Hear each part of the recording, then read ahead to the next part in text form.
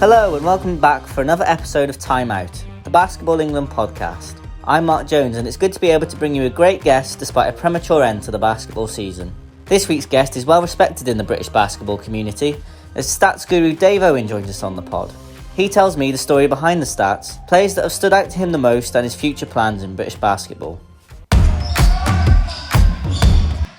Dave, thanks for joining us on this week's episode of Time Out, and thanks for taking your time out to join us. I know it's been a bit of a weird couple of days as well, hasn't it? How's work gone the last couple of days with the announcement that there won't be any basketball for a little while? Yeah, it's an interesting time for the sport and Basketball England. I think most of the country, no one's really quite sure what's best to do at the time, so it's just best for us to all be cautious, really. I know that obviously you're always a busy man, as I've seen from working with you at Basketball England and then seeing the work you do with your website. But what's it like knowing that there won't be any basketball to get stats from and be looking at over the next couple of weeks? I'm not too upset about that aspect of it, to be honest. I might get that rare thing called free time if there's no stats happening. It'd be interesting. Yeah. So I think it might be good to start by letting the listeners just find out a bit more about your website for those who don't know. So could you just tell us a bit about Dave Owen Basketball and the story behind it? Yeah, sure. So it all kind of started when I started getting involved in British basketball about 5 or 6 years ago, and was just kind of talking to the players and the coaches around the community, trying to understand, because I was new to it, kind of what the issues were with British basketball, what was needed really. And a lot of it that was coming out was that there was no history of the sport. Like, you couldn't really find out information easily online about the history or even really current statistics and stuff like that. And players were really keen on kind of their stats being promoted, having a platform in terms of recruitment and things like that, and just kind of player recognition. So I kind of took all that on board and just started to kind of think up a plan. For someone who's very kind of data and stats orientated and had been a massive NBA fan for a number of years, it was kind of my dream to create that kind of player database element where all the players are there, the information is there, they all have a kind of profile for recruitment, and just a kind of platform to show all of our great players and the hard work they put in to get these stats, and the career histories for the historical element I thought was important too. Yeah, and looking at where it is now, it's something that the basketball community, I know from seeing across social media, really appreciate the work you do. How long did it take to get up and running really properly?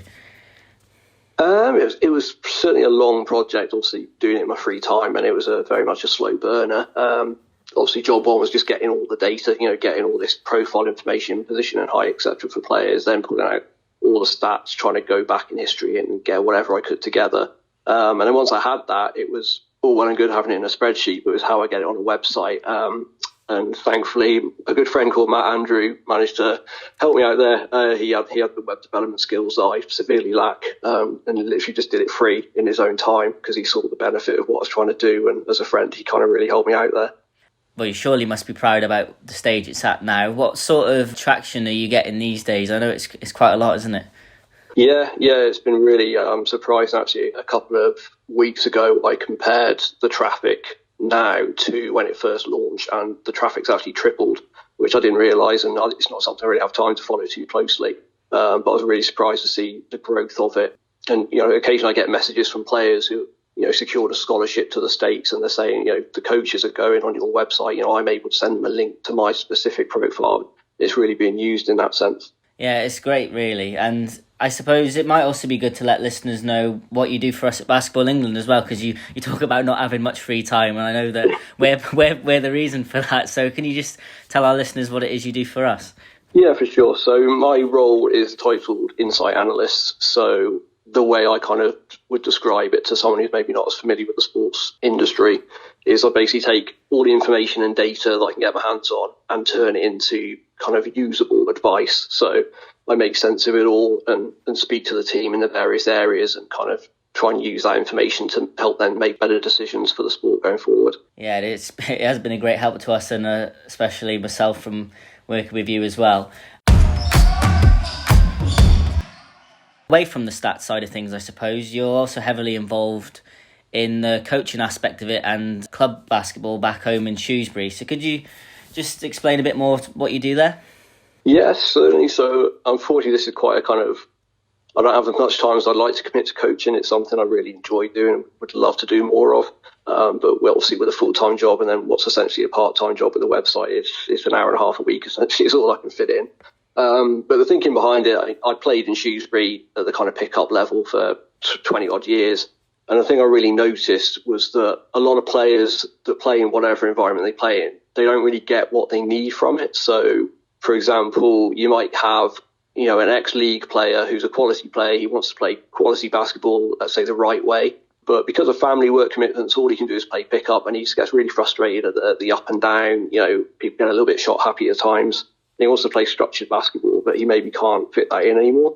And then also you get people as an adult who want to learn the sport, pick up the basics. If they turn up to a pickup session, they're just going to be that guy that no one gives the ball to, and they're not going to enjoy it. So I kind of came up with a concept of what I call a development club, which essentially takes those veterans, brings them in and said, look, help me as a coach to work with players and teach them the basics. And then every now and again, we'll arrange some competitive games. So you get your competitive fix, commit to it, sort of every week anymore. And then it's an opportunity for adults to come in and learn the basics. They come to train every week. They were me and the veterans to learn the sport and get better. And then, when the games come along and, they have to earn their time, that's where the veterans get their kind of enjoyment from the game. And then as they earn minutes, they develop with us. So I just kind of took two groups of players that I didn't feel were getting what they wanted from the game and kind of combined them into a club concept that really works. Yeah, and we've spoke about this a little bit in the last week or so, haven't we, about the sort of need for those kind of clubs that you are putting on. These things must be really important, in your opinion, going forward. Yeah, definitely. I think, there's so many opportunities for juniors to come in and learn the game. They can come in as a complete beginner and it's fine, but I just feel that at times, as an adult, it's just expected that, you would have played at school or whatever, you know the basics. And, a lot of guys don't, and maybe they're, a massive NBA fan or hopefully a BBL, NBL fan. And they want to learn the sport, and they don't just want to turn up to an open session and try and figure it out themselves because, they need that basic coaching before they can really contribute in that scenario. I mean, it's a nice change, I suppose, for you from being there, doing all the stats and then coaching. Is it hard to pinpoint a certain aspect of basketball you do enjoy the most? I think for me, I just have a kind of vision of the way the game should be played, I guess, as most coaches and most people do. I just believe that if you're in a kind of low-level area of basketball, everyone's got to play the game. By that I mean everyone's got to touch the ball. Everyone's got to get involved and feel like they're contributing to the game. At the pro level, sure, you can have your stars and you can have your role players, but I think if you're turning up and you're paying to play, let's let everyone play. So let's give them the skills that they can contribute, and I just insist on ball movement and keeping everyone involved. So it's kind of my kind of passion at the level I coach at. And in terms of playing, how have you took to the court in the past? What sort of player are you, or what do you enjoy most about the playing side of things? I'm an old and broken player. That's how I would describe my type of player. Like I said, I'm a low-level player. I've only ever played pickup. I've never been coached. I've played in very few games with an actual ref and a scoreboard. I just play for the love of the game and the enjoyment of it. I'm a three-point shooter. 20 years of experience. I see the game well. The game comes quite easily to me at this point, just through experience and minutes logged on the court. And I dread the day where I have to stop playing because I still love it every chance I get to get on the court. At the start of our chat, you've mentioned how watching basketball in the NBA got you into, the swing of things and up to where you are now. It's all sort of led through that path. Is there any team in particular that you've followed or that you support to this day? It's interesting because as a young player, it was about the Philadelphia 76ers. Allen Iverson was kind of my inspiration as he came into the league just as I started picking up the sport, and just kind of related to him. So I always followed the 76ers for a really long time. But then as an adult, as I kind of understood the game more, I just adored the way the San Antonio Spurs played under Greg Popovich. That's when I talk about my kind of vision and the way basketball should be played, in my opinion, the Spurs kind of personify that. And that's what you've tried to implement into your coaching at Shrewsbury to some extent? Yeah, I haven't quite got Tim Duncan there to work with, but there's just that basic concept of let's move the ball and keep everyone involved, which, is the Spurs philosophy is, if I'm correct, is picking the great shot over a good shot. So going back to the stats side of things, you mentioned that there's been some nice messages sent your way of how it's helped people further their career. Is there any other nice stories that have really stuck home with you, that what you've been doing has really paid off?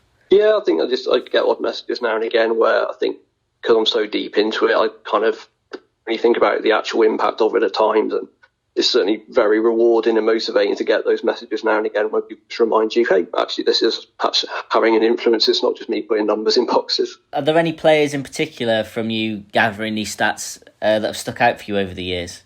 If I'm thinking about over the whole time I followed British basketball, certainly the player that stands out, both on stats, but more so the eye test, is probably Joe Leadham. If I had to say one name, I think as I'm sitting there watching a player, I'm kind of ticking off the attributes and characteristics in my head that I'm seeing. And just every time I watch her, I feel like she ticks every box. I think as a player, coach, fan, that's the player that is just an inspiration for British basketball. In terms of over a long period of time, I follow probably Division 1 men more closely than most leagues.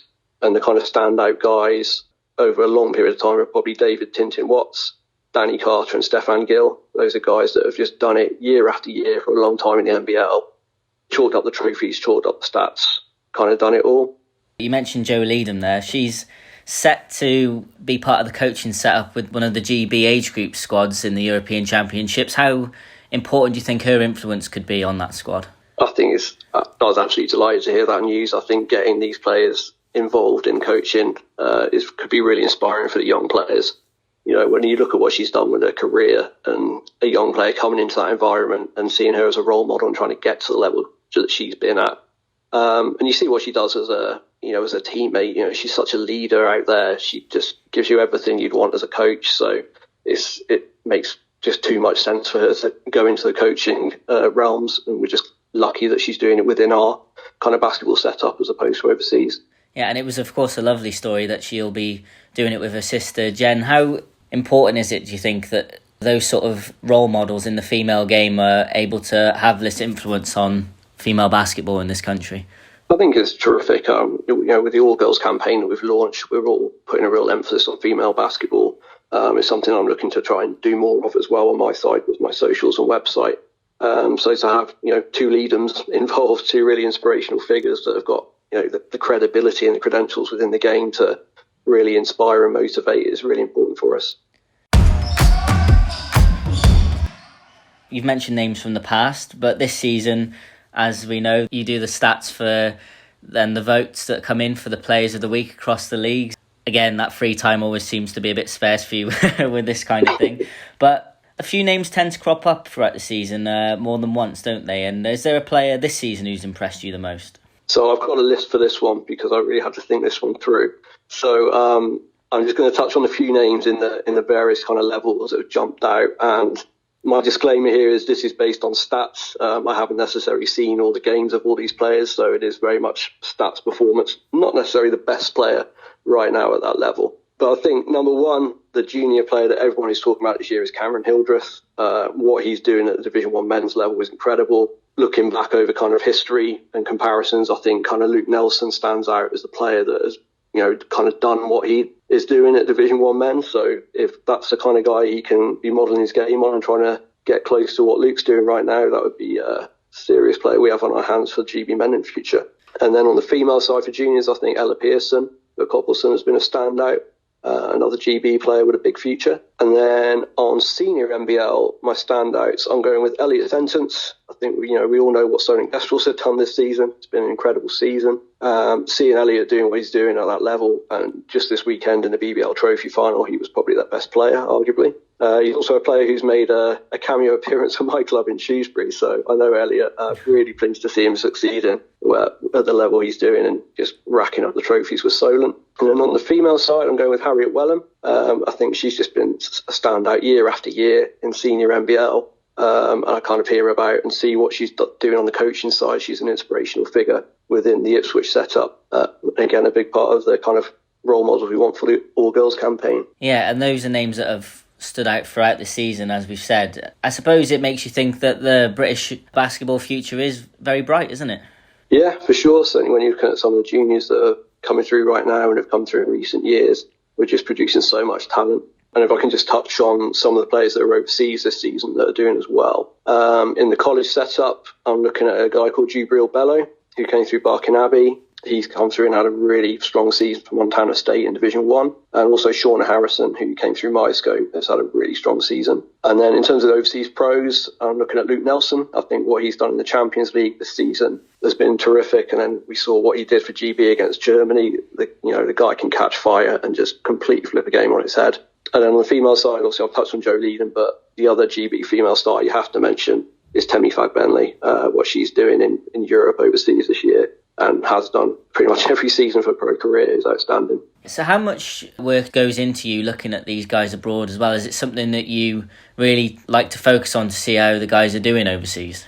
Yeah, it's the one thing it's really tough. Like, there's no way I can look at it every week and kind of do a player of the week or anything like that. I used to before the BE job and had a little bit more time. Now I tend to check in maybe kind of every couple of months to see who the standouts are and try and give them a bit of profile on socials and just update all the stats on the website. But I mean, you wouldn't believe how many players play over college.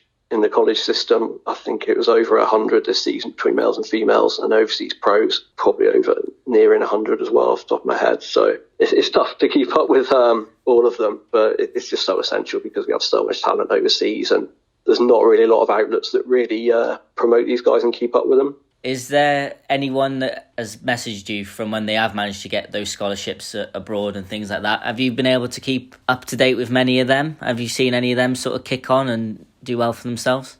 Yeah, obviously I track all the guys. When I have the time, I try and check in with guys, particularly freshmen, just to see how they're going, because it's a massive adjustment for a 19-year-old kid to go over to America on their own. So I do try to check in with these guys because obviously the stats tell one story, but you want to make sure that they're doing okay off the court as well as on the court. You made a reference to the Great Britain-Germany game. How much of a statement do you think that was from the GB squad that they were able to pull off that win in Newcastle a few weeks ago?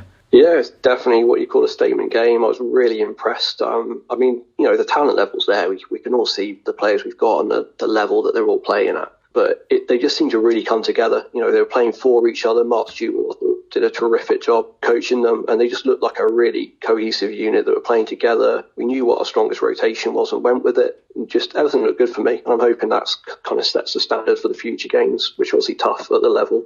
The Germanys and the Frances we're competing against, but the players we've got, we can definitely compete with them. Yeah, it was a bit of a funny week, wasn't it, with the loss in Montenegro and then the win, obviously, against Germany. Has it left you, that last performance, confident going into the remainder of the qualifiers? Yeah, it definitely boosts confidence for everyone, I think. I did notice a FIBA article where they were kind of rating teams over the two games, and they basically just said, we've got no idea, GB. How do we assess you over those two games? But I think we tend to have less prep time than some of the other countries, so I think the first game of any campaign is tough. But you can always see a GB team come together the more they play, if you look at kind of under-20s, under-18s, whatever tournaments. But it's always difficult for the seniors if they just have two games over a short period. It's tough to get any kind of rhythm and momentum as a team. But hopefully we can keep the same guys together, keep the rotation together, and just continue that form. Does it give you a good idea of how the future might look for Great Britain when you're looking at these younger guys that are coming up and taking in the performances from them for your website and stats and for clubs? Does it sort of give you an inkling as to who will be wearing that GB shirt in the future? Yeah, I think I think we've had quite a change in the last couple of years where, there's not that many kind of older veterans within the squad at the moment. I think, Dan Clark comes to mind straight away, but some of the other guys from the past have kind of moved on or retired, and we've got a lot of young players coming through that are kind of mid to late 20s. So it looks like we're going to have a good core moving forward, but you can certainly see, the young players. If you see people like Jacob Brown, Carl Wheatle, they're already around the squad. And there's a lot more coming in behind them. We just keep producing talent. So looking a bit ahead to the future now, starting with yourself personally, is there anything you have in mind that you want to, or is there any plans in motion for Dave Owen basketball, or something you want to improve on that in the future? Yes, the absolute number one thing for me is getting the females on the website. It's something that I've just kind of struggled with on a moral basis, that I want equal for everything for males and females in basketball, but I still haven't figured out how I'm going to double the amount of free time I have to cover double the players. But it's something I'm really passionate about doing. It's something I'm going to certainly starting to put the work in on, and this summer is going to be a kind of big turnaround in terms of getting the data on there. I think maybe I'll just have to cut down how often I update the website if I've got double the amount of players. but it's something I just have to do just so I can kind of feel happy with what I'm doing and not feel like it's all on the men's side. So that's the big focus. I'm already putting kind of data and stats together on that. So it's just going to be most of the summer be spent getting those people on the website so we can promote the female game as much as the male game, hopefully help with the recruitment side as well. The other aspect that is kind of 90% done is a historical comparison element. So as you look on a player's profile, you'll be able to see their kind of career stats at, let's say, the pro level, and then it will compare their rank on each stat. So let's say Kieran Chara averaged 8 rebounds as a pro. I don't know who did, I'm guessing. Then it will look at all other British guys that have played pro over a number of years, and maybe he's ranked 5th out of all pros in rebounding. So it's just that kind of, this is what this person did, but this is how it compares to history. So we can see how good is good and how our top players compare, which is something I think any other stat geeks like myself will be into. Some other people maybe not so much.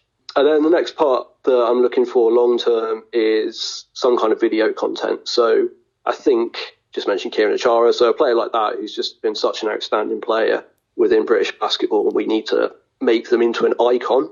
The stats are good. It's something we've not had in the past, so we can see what they did in their career. But we also need something that brings them alive as a kind of role model and an icon. So some kind of video content around that, whether it's the player themselves kind of giving some stories about their career and telling their story, or whether it's other people who are around them, talking them up and speaking about, what they contribute to the game. So those are kind of things I'm looking at for the future. Yeah, and it all sounds very promising, and I'm sure everyone else in the basketball community will appreciate the work that you have done to date and what you'll have to do to move it forward, because there's so much into it for just yourself to do, really, isn't it? There's a lot of work, but, it all comes from passion, so it's not work when you love what you're doing, really. And in terms of the coaching side, is there anything you're hoping to get moving forward with your club at Shrewsbury, or are you just happy with how things are there for now? Yeah, I think, coaching is one of those things that I'd always love to do more of, but I just can't physically take the time to kind of take it forward. So just keep the club going, keep bringing some players and kind of taking those beginners and maybe helping them to get sort of local league level and continue on. And on a final note, is there any other aspects of basketball you're hoping to get an achievement in the future, or is it just focusing on the website and the coaching you're currently doing? I think just in terms of my Basketball England role, my big kind of focus at the moment and some things I'm working on is just giving players a platform and a voice to influence the way the game's run. So that's something I'm looking at the moment, that from an insight perspective, the most important insight is hearing from the players themselves about, what's most important to them in the game and what we need to do better. That sounds like a good note to leave things on, as we're just approaching the sort of end of our time. So, Dave, thanks for joining me and taking the time out to speak to me this afternoon. Good luck with the rest of the things you have going on moving forward, both for Basketball England and with Dave Owen Basketball. And hopefully I'll see you soon in the office. Hopefully it won't be too long before we're back up and running. Yeah, I hope so. It's good to chat. Cheers. Thanks for listening to another episode of Timeout. You can now find all of our episodes on iTunes and Spotify, so please like, subscribe and let us know who you'd like to hear from in a future episode.